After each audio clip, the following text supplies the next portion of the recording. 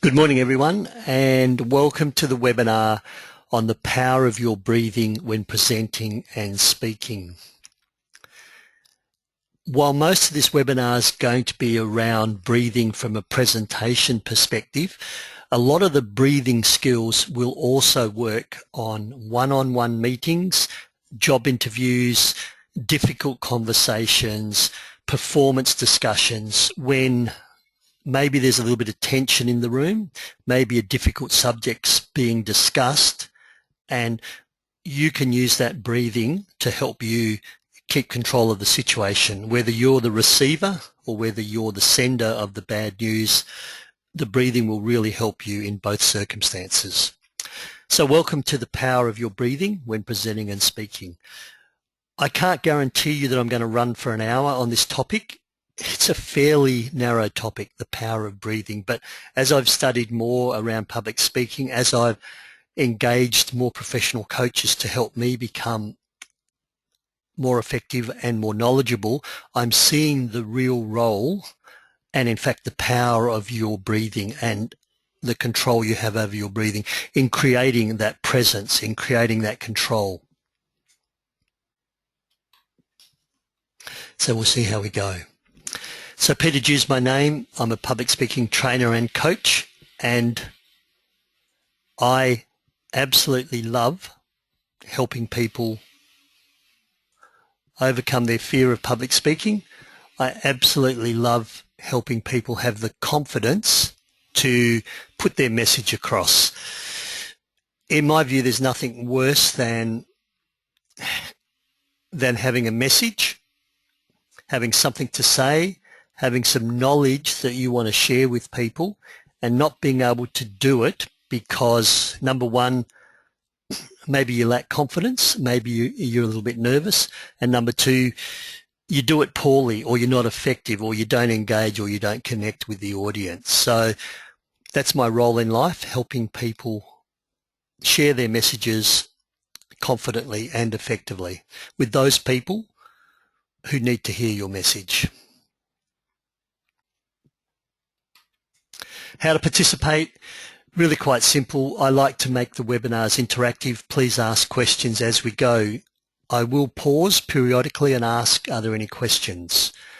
Don't wait for me to pause at any time. You can type directly in the dialog box, or you can also put your hand up and I'll open up your microphone if you have a microphone, or if you're on the telephone line, I can open up the telephone and you can ask questions direct. So either way, any stage you want to type in a question, just type it in, and if I'm going to cover it later on, I might just mention that I've got that question and I'll hold on to it for a bit later on. Take notes as we go. I record these webinars, so if you need to review it again, email me and I'll send you a link. And I think most importantly, one of the things with all training is try and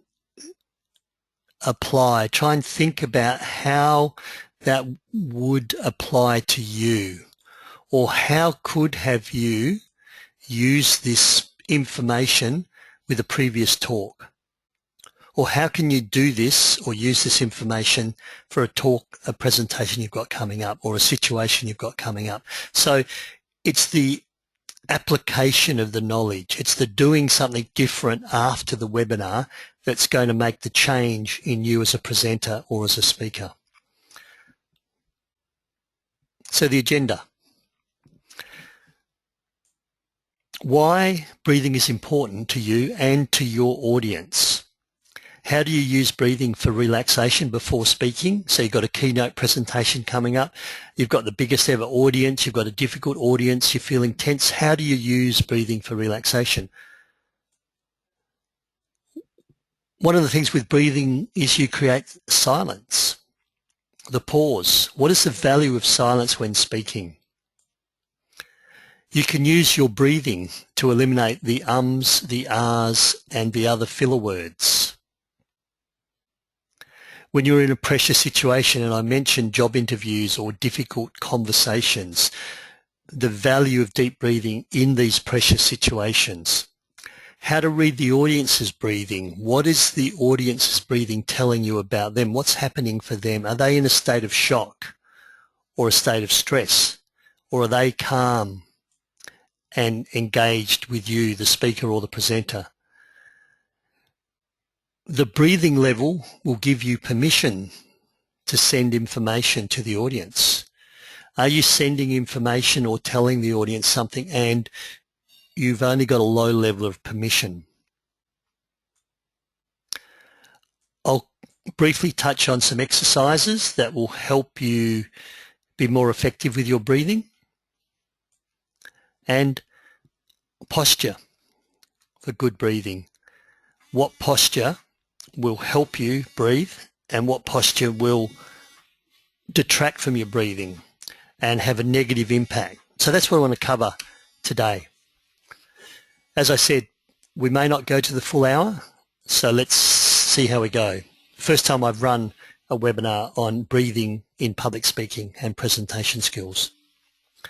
Why breathing is important to you and to your audience. For you as a speaker, for you as a presenter, for you before a group of people as a facilitator. Breathing, deep breathing, proper diaphragmatic breathing helps you oxygenate the brain. The reverse, shallow breathing or tense breathing or panting with nerves or anxiety does not oxygenate the brain properly. So deep breathing for you helps you get into your peak performance mode.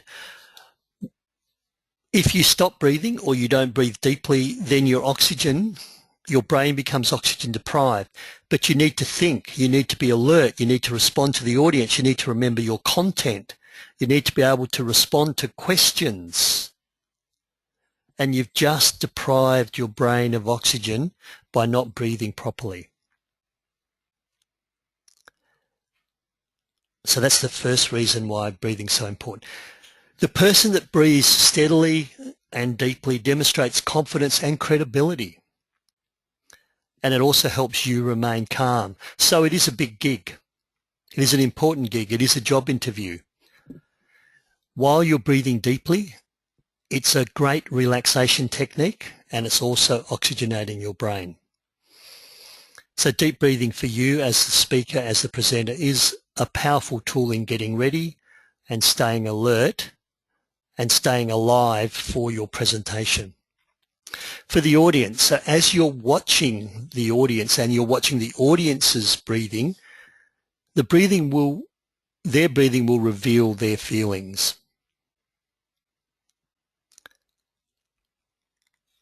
If you say something and you notice the audience gasps in and stops breathing, then you may have shocked them or you may have caught them by surprise.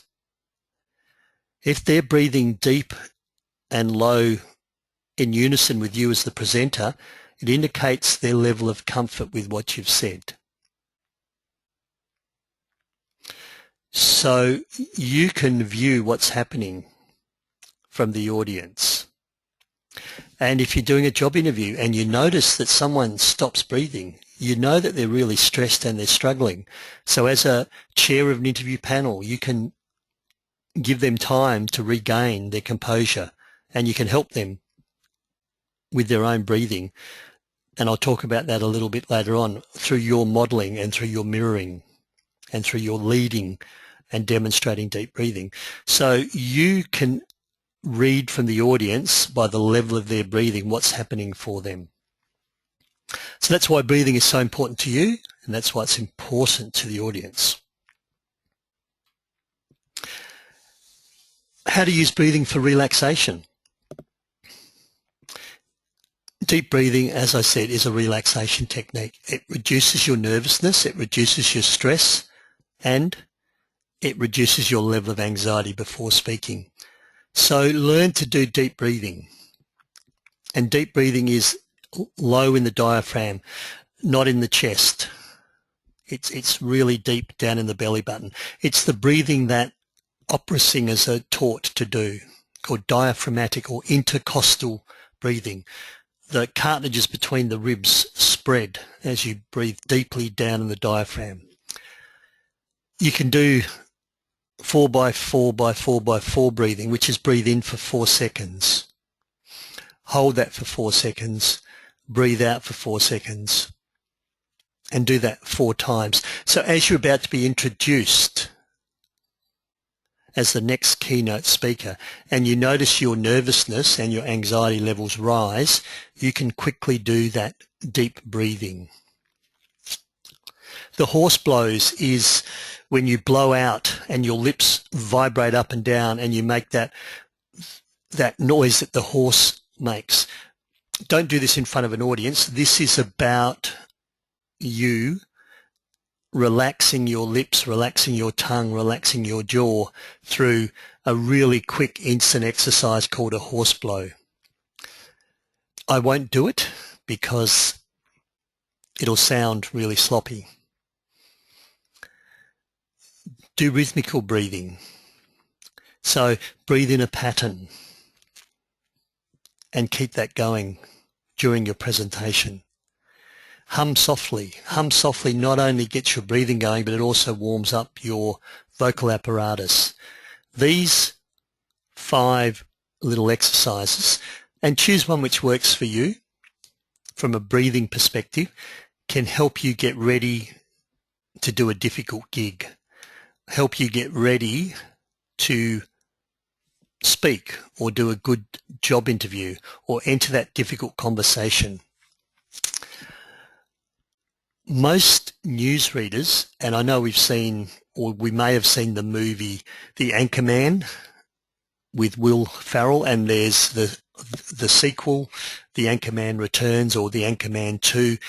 And before they go live, you know, there's 10 seconds and the cameraman's counting down 10, 9, and they're doing all these tongue twisters and they're humming and making noises. Well, in reality, that's what newsreaders do. They do warm up their apparatus before they speak. Opera singers warm up their voice. So why not do deep breathing exercises before you're on the stage, before you open your mouth for that first word? It'll reduce your stress. It'll reduce your anxiety.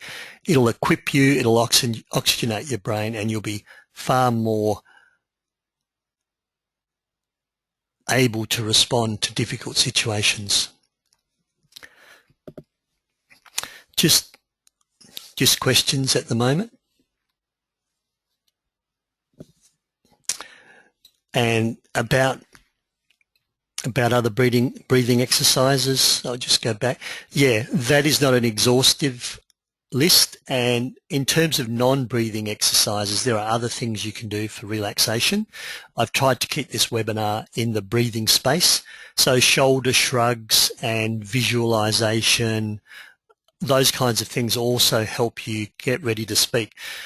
The shoulder shrugs is about relaxing the neck, the shoulders, the throat, the vocal apparatus. So yeah, there are other exercises. These are the breathing exercises that I think also help you relax, but also promote that deep breathing as opposed to shallow breathing. The value of silence. So during your presentation, you can stop and breathe. It's good to breathe. If we don't breathe, we could well faint. But the breathing also creates a pause, and the pause has great impact, great vocal impact. And Ralph Wilson made this quote that I think really captures in some ways the power of the pause or the power of silence. And you use that pause to breathe in. And he says the most precious things in a speech are pauses. A pause will fill the void, it will capture attention, it will punctuate, illuminate, and build the tension within a speech. And this is what the breathing does. And as you breathe in, you remain silent. And you can breathe out and remain silent. You can breathe and keep that pause going for twice as long as you feel comfortable. So you know how maybe your mind goes blank and then your feet are paddling underwater like a duck and you're thinking, holy cow, I need to say something. I need to verbalize or people are going to see that I've lost my way. No, you can pause for twice as long as you feel comfortable with. You will feel a long pause. The audience will see just a pause. So this means you can breathe in and out a couple of times, reoxygenate, gather your thoughts, and create suspense and punctuate the speech at the same time.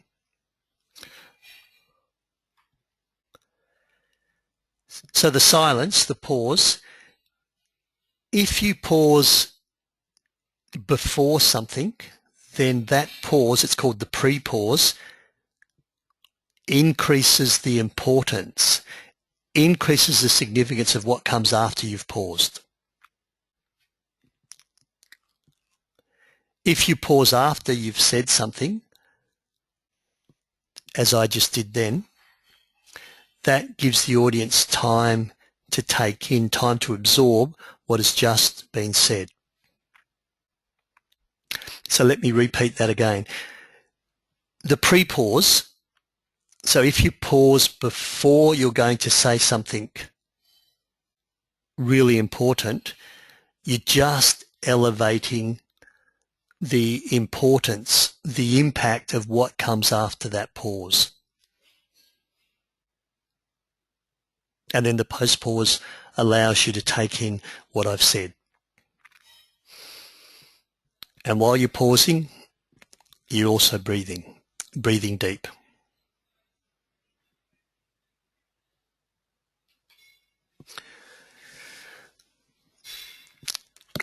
Breathing also helps you to eliminate the ums, the ahs, and other filler words. I was looking at a YouTube video the other day, and it's a YouTube video of Caroline Kennedy. Now, Caroline Kennedy is JFK's daughter, and when Hillary Clinton, Senator Hillary Clinton of the United States, when Barack Obama appointed her Secretary of State, where she served for 4 years, she had to give up her seat in the Senate, in the United States Senate. And Caroline Kennedy was put forward as an absolute certainty, as a shoo-in for replacing Hillary Clinton. So she started to do some live interviews. And the YouTube video that I'm talking about is of Caroline Kennedy being interviewed, and in one 5-minute segment, she says 52 you-knows. So, I'm really glad, that people think that, I'd be a good senator, and the Kennedys, like to give back, and, we do have that public service that runs, through our blood. 52 you-knows in 5 minutes. Ums and ahs can be equally as destructive, like, etc. Words like obviously and actually, and when you actually think about some words, they actually don't mean anything at all. And if you actually left those words out, actually you'd make more sense than actually using the word actually. So breathing is the way you replace those words. What you're doing, is really gathering your thoughts or buying some time. And that's what breathing does more effectively. So rather than verbalizing the or the ah, pause and breathe in. You're creating silence, you're creating suspense, and you're oxygenating your blood. Now, I'll just get you to yourselves, those of you on the webinar, just say or ah to yourself. Say it out loud if you can, as long as you're not sitting in a room full of people all around you. Just say and ah, or . You will have noticed that when you verbalize that, you verbalize it on an exhale. So this is what happens. You're talking, and as we talk, we exhale, and we keep talking, and we run out of breath, and it's now time to breathe in and reoxygenate our lungs. But instead of breathing in, we say, which is exhaling further when you're already oxygen deprived, when you're already emptied your lungs by speaking. So really we should be breathing in to oxygenate your blood. So taking a breath and pausing and breathing in rather than saying or ah helps you oxygenate your blood, eliminates distracting words, and makes you sound so much more intelligent. If someone can ask me, just type in a really simple question that you know I can answer without trying to trick me.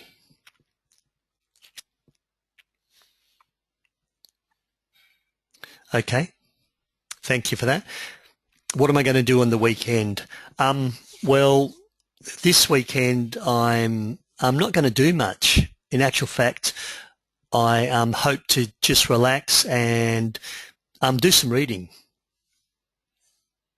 Verses. Thank you. Someone's just going to ask me, what am I going to do on the weekend? As a matter of fact, I'm not going to do much at all.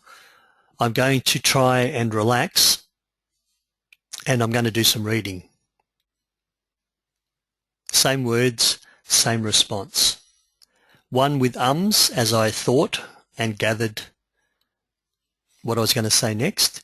The other with breathing in and pausing while I gathered my thoughts and worked out what I was going to say next. The second one sounds so much more confident, so much more credible, so much more intelligent. So your breathing not only helps you oxygenate the blood and not only helps you eliminate filler words, but it also gives you time to gather your thoughts and sound more intelligent, more confident, and more credible.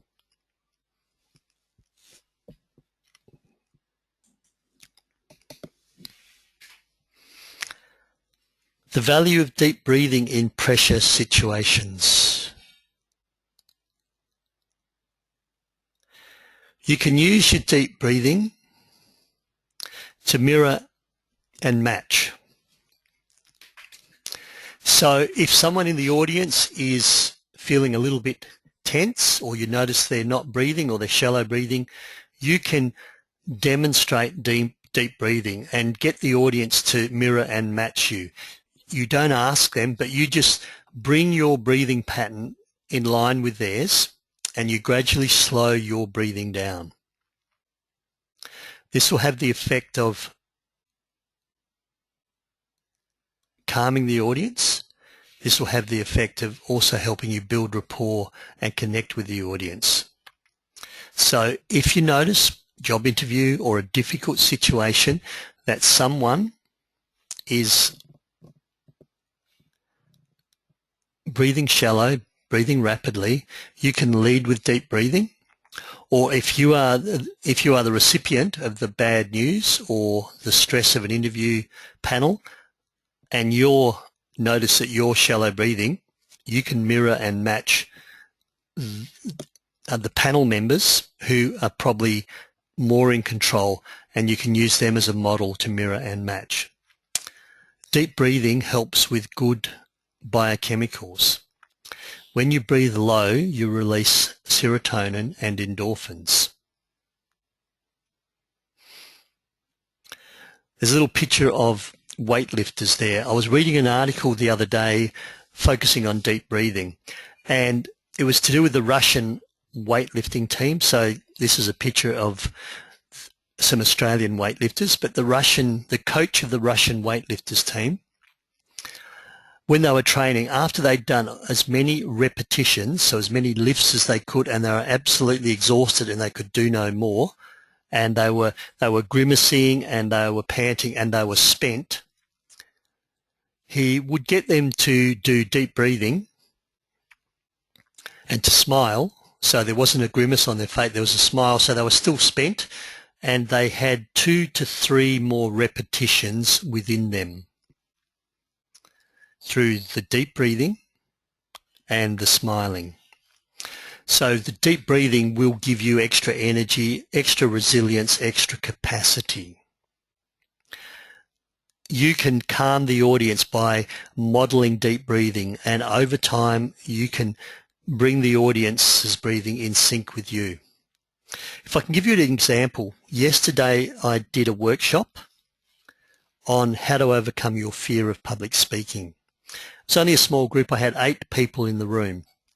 And one of the things I said up front is, after introducing myself, one of the things I said was, and guys, I'm going to get all of you today to come up the front and speak 3 times.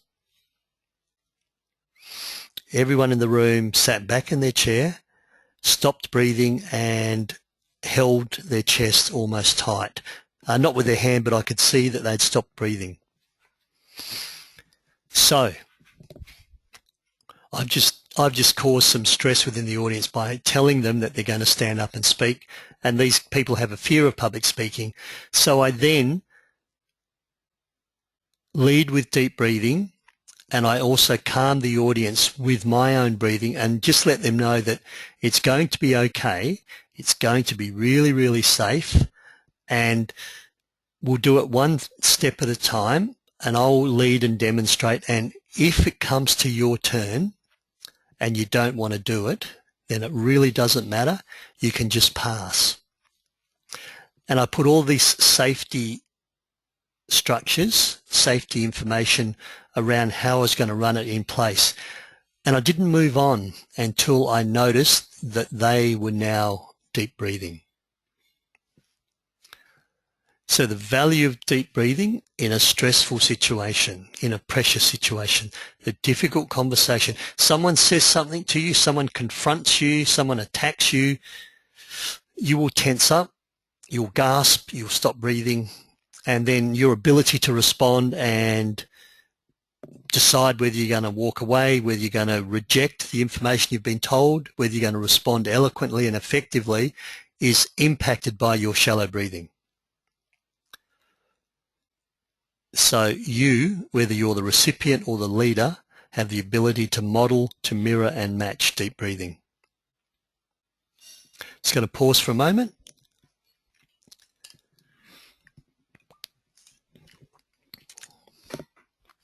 So I've got a question, how do you know when someone's deep breathing, or how do you know when they're shallow breathing? Just hang on to that question. I will get to that.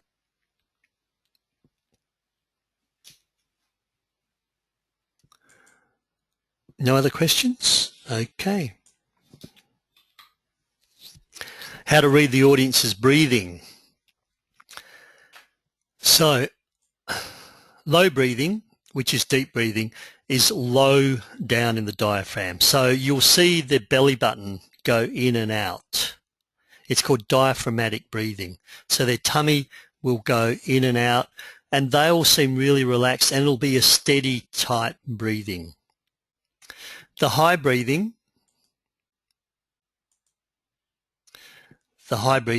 I've just have to go back to where I was on my slides.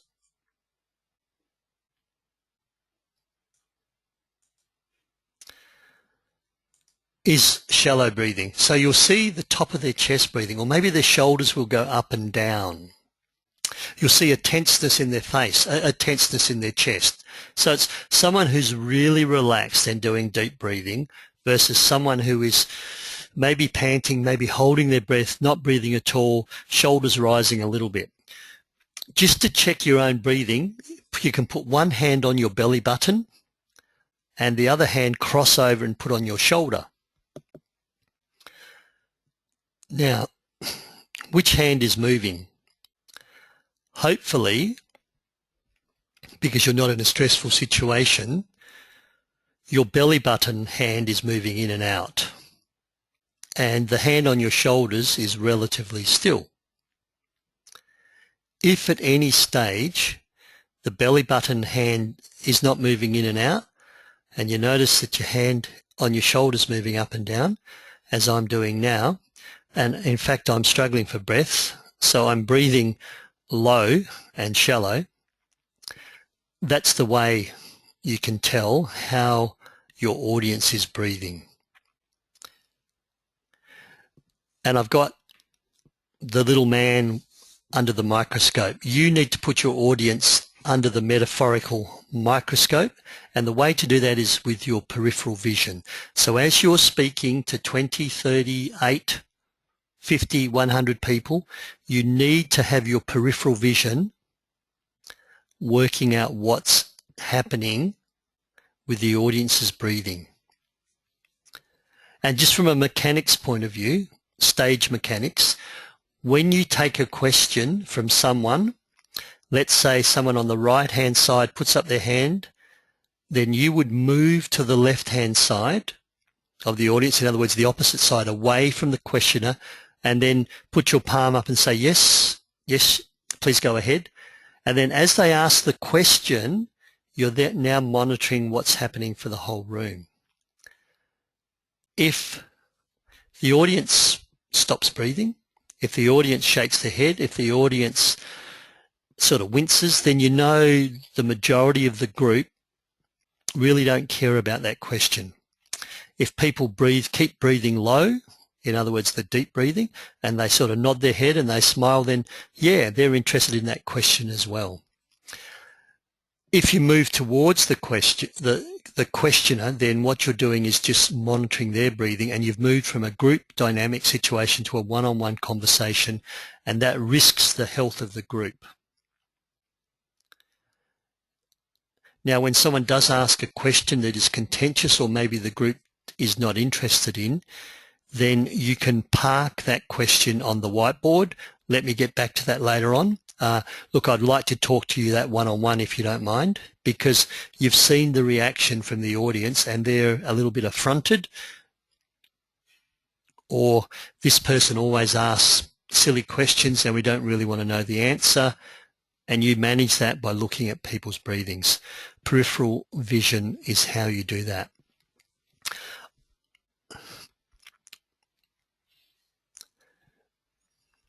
One of the best public speaking skills you can learn is how to juggle.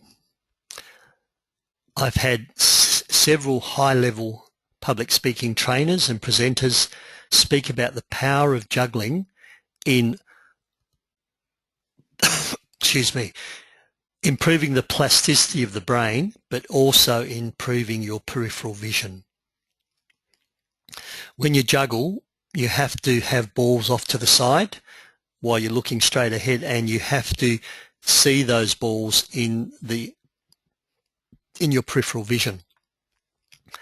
You have to juggle your audience with your peripheral vision and monitor what's going on with their breathing. Let's take this a step further. And the practical aspect of what's happening for your audience determines how much information you can give them, or when you can or when you can't give them information. And it's just a small acronym called BLIP, B-L-I-P, and it stands for Breathing Level Indicates Permission. So you're presenting, you're having a conversation, you're having a difficult conversation, and as you're talking, you notice that the audience or the person you're speaking with switches to high or shallow breathing. You know, they almost sit back in their seat and they gasp and they stop breathing. Then your permission to tackle them, your permission to send information from that person is low. And indeed, the impact, the information you give them, if they're breathing low, will be diminished. So if someone breathes low, then once again, you need to wait, you need to model, you need to lead to low breathing. So the same as I did with my audience, when I said all of you are going to stand up and do 3 speeches today, the whole room stopped breathing. I couldn't move on until I got them back to low breathing. So the deeper breathing gives you higher permission. So now you can tell the hard stuff. Now you can bring up the contentious issue. Now you can move on to the solution. You've raised the contentious issue. You've created shallow breathing, but now you've modeled deep breathing. You've put some scope and some understanding around that and some safety measures, so people are now back to a normal breathing pattern, a lower deep breathing. Now you can move on to, so these are the next steps, or this is the solution to the problem that I've just raised. The breathing level in your audience indicates the level of permission that you have to train them, to give them further information. Once again, it's the peripheral vision that helps you indicate. And it's the sort of thing you can practice. Do shallow breathing yourself and just observe in the mirror. And then do deep breathing and observe what happens for your physiology. Then watch some people, watch some other presenters, and just look at the audience. And when they're angry or when they're aggressive or when they're in a state of shock, how their breathing changes. Posture to facilitate good breathing. And a lot of people don't realize that this can make a big difference. So let's start with your sitting. You'll see the little image on the right with the cross. That's not how to breathe. That's not the right way to breathe. That prevents you from doing deep breathing. That prevents you from being in your peak performance mode. That prevents your voice from resonating. So when you sit, and let's say you're at a job interview or you're at a meeting and you are speaking, then sit forward in the chair. Take your back away from the back of the chair. When you slouch and you put your back, the physiology changes straight away. Musicians, if you ever watch symphony orchestras, the violinists that are sitting down, the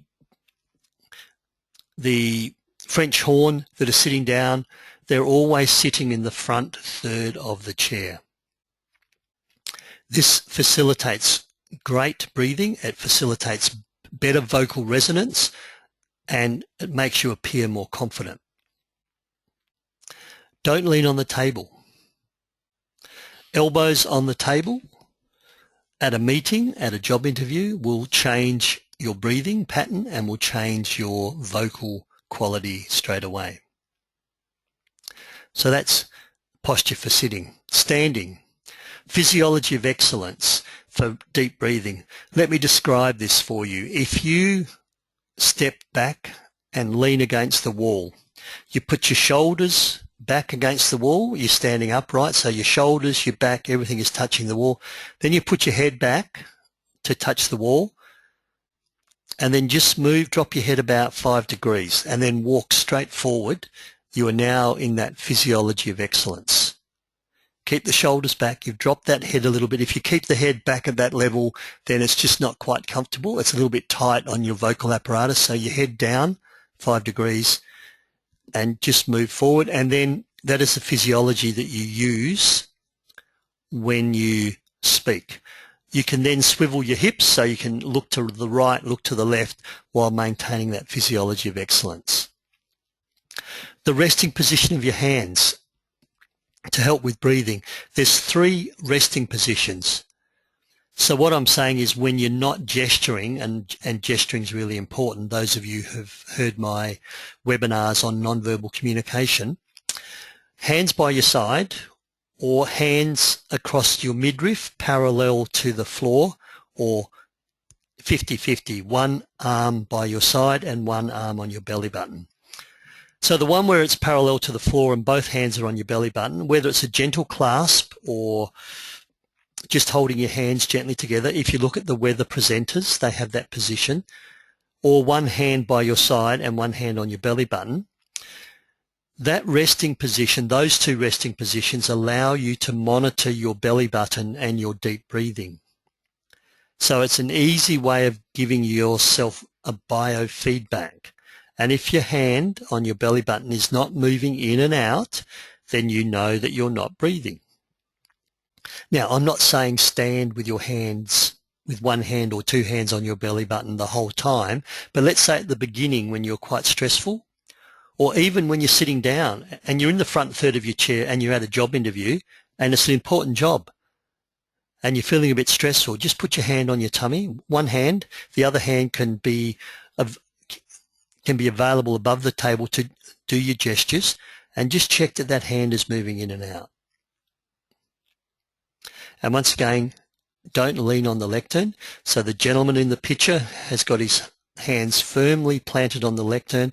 That will change his breathing pattern, that'll change his physiology, and that will change the quality of his voice.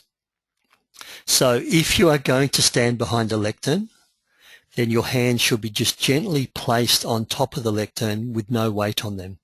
But once again, ready to gesture, bring them out above the lectern and do the gesture as you require. So that's posture to enhance good breathing.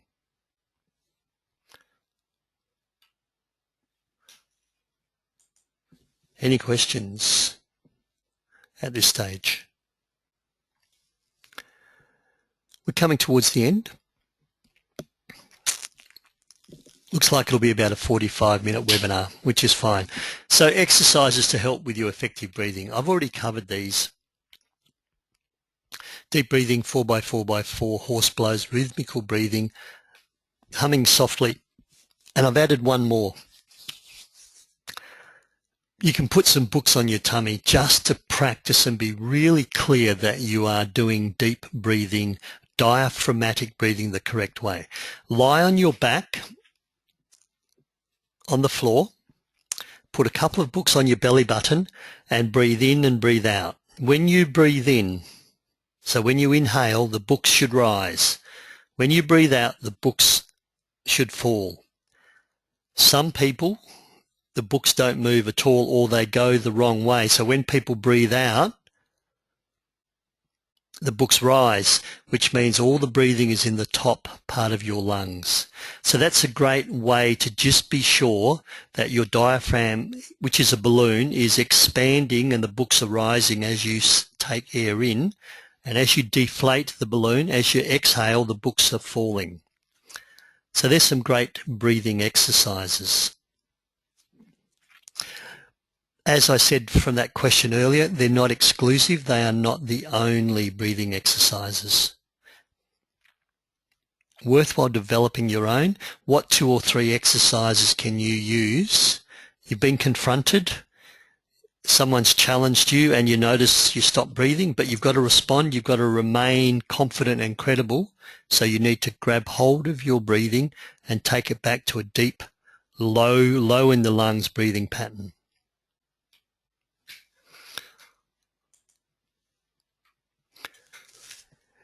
Any other questions?